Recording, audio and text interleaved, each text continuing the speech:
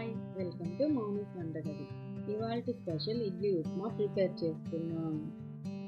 ముందుగా ఇడ్లీలను చిన్న చిన్న పీసెస్ లాగా కట్ చేసుకోవాలి.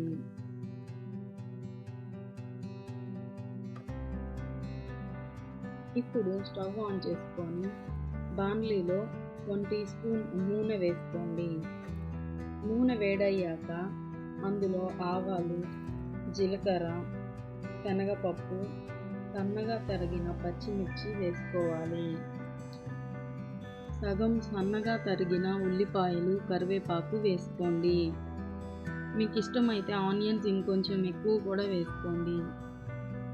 ఇప్పుడు ఆనియన్స్ 1 kg 100 రూపీస్ కాబట్టి నేను కొన్నే వేస్తున్నాను. ఆనియన్స్ వేగిన తర్వాత ఇందులో కొంచెం ఇంగువ, కారం, పసుపు వేసుకోండి. ముందుగా కట్ చేసి పెట్టుకున్న ఇడ్లీ ముక్కలను కూడా వేసి హై ఫ్లేమ్లో కలుపుకోండి.